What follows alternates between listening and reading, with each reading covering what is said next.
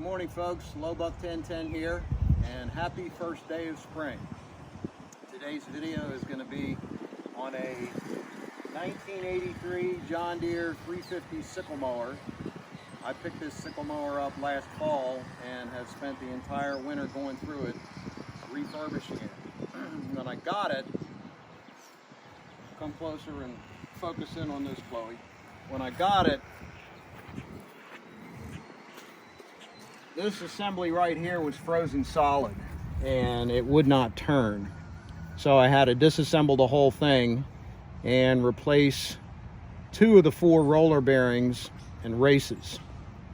I also had to replace the bearings that the wobble box or the wobble arm pivots on, and the lower bearing as well. There's also a pin down there that it pivots on, and a pin in the front that it pivots on, and a pin that the sickle itself right here is moved back and forth by. All of those were replaced.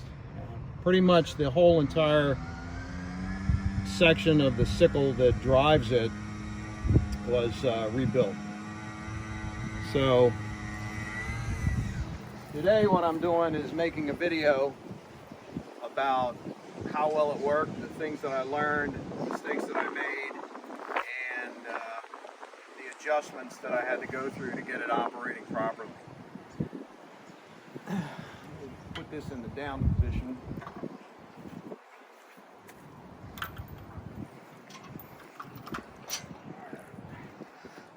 So when I first started working on this, the biggest challenge was figuring out what to do with a sickle bar, because I've never worked with a sickle bar before in my life.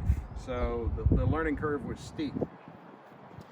What I ended up doing was pretty much taking the bar assembly itself completely down to bare metal, priming and painting it. All these rock guards ended up being replaced.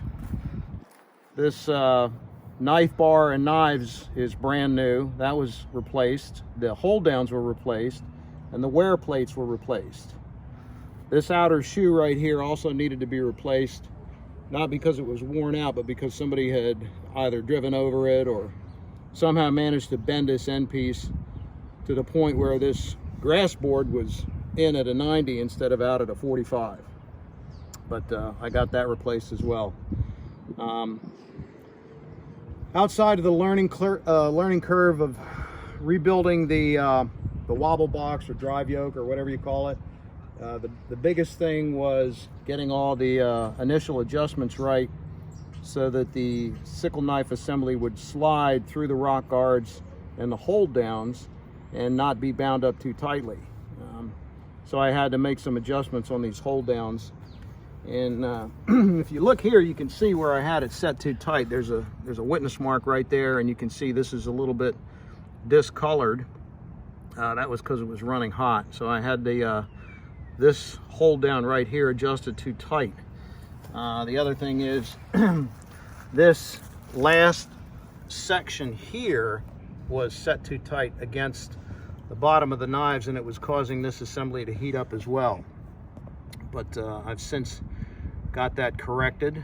I had to install a couple washers here to get enough distance in between the sickle bar assembly and the bottom outside shoe to keep it from rubbing, which I did that. And I think I finally got everything adjusted to the point now where it's ready for me to go ahead and reinstall all the safety shields. As you can see, there's supposed to be a safety shield right here, which is removed. There's an assembly up here that is a safety shield that's been removed.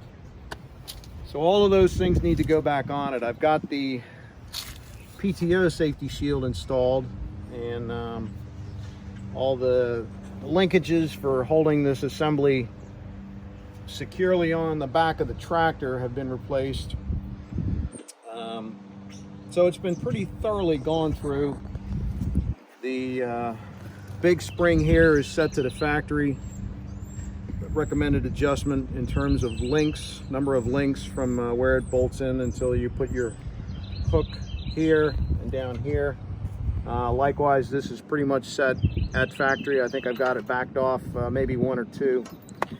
And this is what I ended up with. It's maybe, I don't know, 30 inches off the ground. The owner's manual says that you can have it anywhere from, well, it says up to 50 inches is acceptable.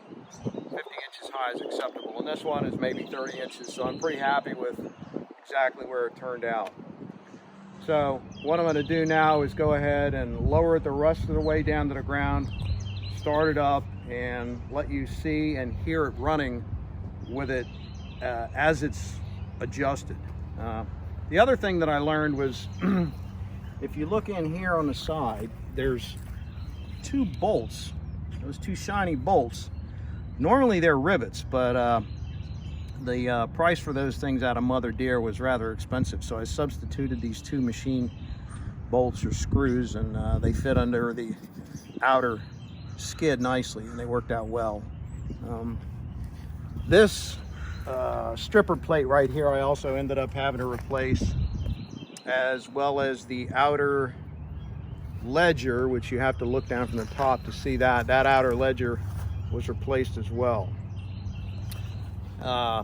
Yeah, there were several small pieces that ended up being replaced in the process of going through this and trying to set it up and get it as reliable as possible for when I start mowing in the springtime. But in any case, I'm going to go ahead and let it down, start it up, and you can hear what it sounds like with the initial adjustments.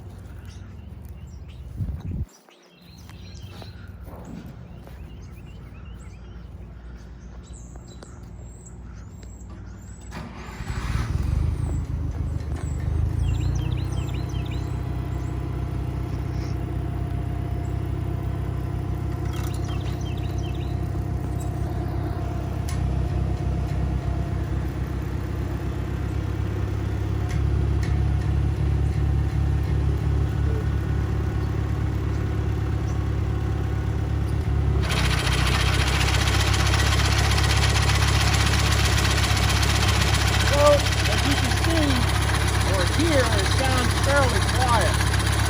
I've listened to some videos on, and I can hear a clacking sound in it, as though it's not quite set tight enough on the nice one.